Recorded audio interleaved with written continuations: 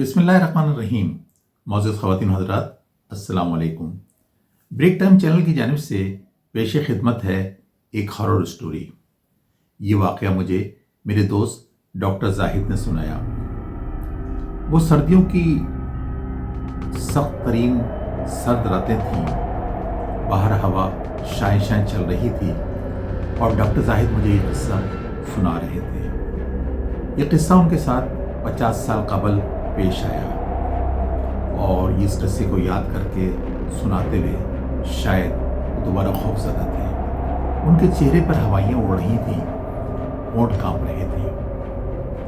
उन्होंने किस्सा सुनाते हुए कहा, ये उस वक्त की बात है जब मुझे मेडिकल कॉलेज में दाखिला मिला और ज़ाहिर है मेरे लिए बहुत बड़ी खुशी की बात थी। वैसे तो ज़माने के हिसाब से मेरा कमरा सेट था, फिर भी मैंने उस पर एक टेबल, कुर्सी और एक टेबल लैंप का इजाफा कर दिया। मैं रात 2 बजे तक जाकर अपनी नई किताबें पढ़ता और फिर जब मुझे नींद का झोंका आता तो बाद औक़ात में टेबल पर सर रखकर सो जाता। एनाटॉमी की तैयारी के लिए मुझे न सिर्फ किताबों के सहारे की ज़रूरत थी बल्कि मुझे एक इंसानी ढांचे की भी ज़रूरत थी।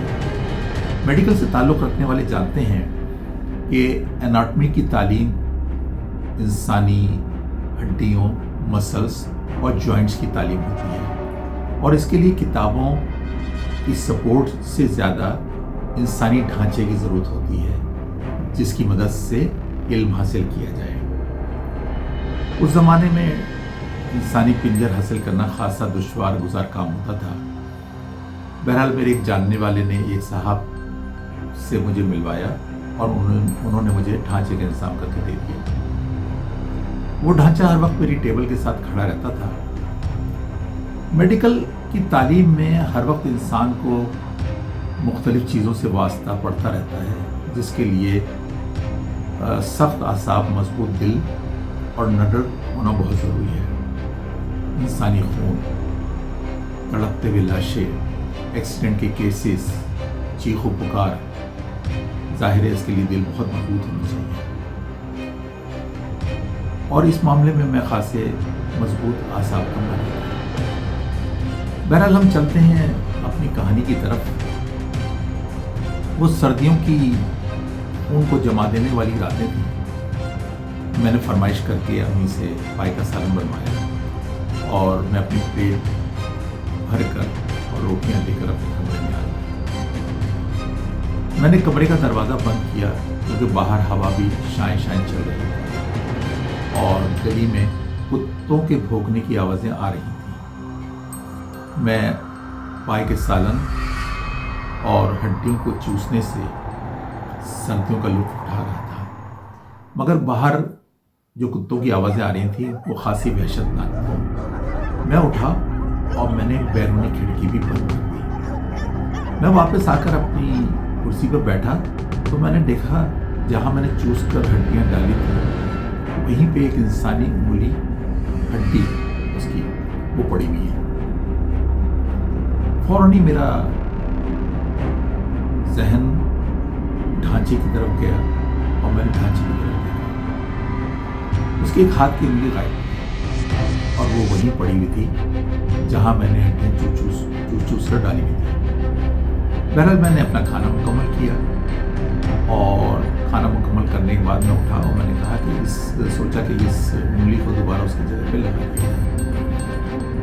मैं ढांचे की करीब पहुंचा तो ये देखकर मेरे अंदर खौफ की एक लहर सी दौड़ गई कि जिस जगह से वो इंसानी हाथ की उंगली गिरी थी वहाँ से खून रिस रहा था। खैर मैंने जल्दी से कपड़ा उठाया, खून साफ किया और उंगली दोबारा उसकी जगह। अजीब खौफ का आलम उसमें कुछ तारी सा हो गया। बहरहाल आपको जैसे पता है, मैंने बताया है कि मैं खासे मजबूत दिल का मालिक हूँ, इसलिए मैंने ज़्यादा इस पर गौर नहीं किया। दूसरी सुबह मैं उठा तैयार होकर कॉलेज जाने के लिए तो मेरे घर के आंगन में कौवे काएं काएं कर रहे थे और फिर एक कौवे ने मेरा पीछा किया और उसने मेरे सर पर पंजा मारा और सामने मेरे एक हड्डी गिरा दी जो उसके मुंह में दबी हुई थी। मैंने झुककर हड्डी उठाई। वो इंसानी उंगली की हड्डी थी। मेरे सर पे चुभन सी महसूस हो रही थी। मैंने दूसरा हाथ अपना सर पर लेके गया तो देखा खून रिस रहा है। मैंने उंगली से वो खून चेक किया। कौवे के पंजे मारने से खून निकल आया था। दूसरे हाथ में मेरे वो इंसानी उंगली की हड्डी थी और मैं खड़ा हुआ सोच रहा था। और फिर मैंने एकदम से घर वापस जाने का फैसला किया। मैं भागते हुए घर में दाखिल हुआ और फिर अपने कमरे में। मेरी सांसें बेतरतीब थी, सांस फूल चुकी थी। और जैसे ही मैंने उस इंसानी ढांचे को देखा, मेरे चेहरे पर हवाइयाँ उड़ने लगीं। खौफ की एक लहर दोबारा से मेरे पूरे जिस्म में दौड़ गई। उंगली वहां से गायब थी और दोबारा वहां से खून निकल रहा था और खून की बूंद टपकने को तैयार थी। मेरे खुदाया, कोई दूसरा होता तो शायद चीख मारकर बाहर भाग जाता, मगर मैंने कपड़ा उठाया, दोबारा खून साफ किया और उंगली उसकी जगह पे लगा दी। अब सारा दिन मेरे जहन में चारों तरफ से ख्यालात आने लगे, मुख्तलिफ ख्यालात, कुछ पुरस्कार ख्यालात, कुछ खौफनाक और वहशतनाक ख्यालात। मैं सारा दिन कभी किताबों को देखता और कभी ढांचे को, और फिर रात आ गई। सारा दिन की थकान ने मुझे नींद की गहरी वादियों में पहुंचा दिया। सुबह उठा तो कंबल से मैंने जैसे ही अपना मुंह बाहर निकाला तो मेरी चीख निकलते निकलते रह गई, क्योंकि ढांचा अपनी जगह पर टेबल के पास नहीं था, बल्कि वो मेरे सराहने खड़ा हुआ था, बिल्कुल ऐसे ही जैसे मैंने उसे खड़ा किया हो। और उसकी आंखें किसी खूंखार बिल्ले की मानंद मुझे घूर रही थी। मैंने अपने होंठ सख्ती से भींचे और मैं दोबारा कंबल में घुस गया, क्योंकि मैं अगर कंबल में न घुसता तो शायद मेरी चीख निकल जाती। थोड़ी देर में इसी तरह लेटा रहा। फिर दोबारा मैंने आहिस्ता आहिस्ता करके कंबल हटा के देखा तो ढांचा दोबारा अपनी जगह पर वापस जा चुका था, यानी टेबल के बराबर, और उसकी आंखों की जगह खाली थी। मेरे समझ में कुछ नहीं आ रहा था। मैं बाहर गया, जल्दी जल्दी तैयार होकर मैंने बजाय कॉलेज जाने के अंसार भाई के ठिकाने की राह अपना ली। अंसार भाई खासे अंसार के बाद मुझे मिले। उन्होंने मेरी कहानी सुनी तो बोले, डॉक्टर साहब मैं माजरत चाहता हूँ, मैं आपको दूसरा ढांचा दे दूंगा। दूसरा ढांचा? मगर ये आपने क्यों दिया था? आखिर ये किस इंसान का ढांचा है और क्यों ये मेरे लिए खौफ की अलामत बन गया है, और क्यों मेरे साथ मुस्तकिल ये दहशतनाक और खौफनाक वक़्त पेश आ रहे हैं? डॉक्टर साहब मैं माजरत चाहता हूँ आपसे। दरअसल मुझे ये बात पता न थी कि शीदे ने ढांचू बाबा का ढांचा निकाल कर आपको दे दिया है। ढांचू बाबा? कौन ढांचू बाबा? मैंने बेख्तियार उनसे पूछा। दरअसल नदी पार गांव में खासे अरसे कबल एक ढांचू बाबा रहते थे। वो चलता फिरता एक हड्डियों का पिंजर थे। गोश्त नाम की कोई चीज़ उनके जिस्म पर न थी। वो कब्रिस्तान से मुल्हक एक कुटिया में रहते थे और वो मशहूर थे कि अगर किसी का कोई काम करना चाहें तो कर देते थे, ना करना चाहें तो ना कर देते थे। बड़े मूडी आदमी थे। कभी किसी से उससे में आ जाते तो घूर कर उसको ऐसे देखते जैसे घुर्राता हुआ बिल्ला। उसी गांव में एक पहलवान रहता था। उसका नाम उसके कद की वजह से लंबू पहलवान पड़ गया था। वो खासा खूबरू नौजवान था। उससे ज़्यादा उसकी बीवी मलूका खूबसूरत थी, जो कश्मीर से ताल्लुक़ रखती थी। मगर कुदरत ने उनको जो बेटा दिया था, 4 साल की उम्र होने के बावजूद वो क्या बोलता था किसी की समझ में कुछ नहीं आता था।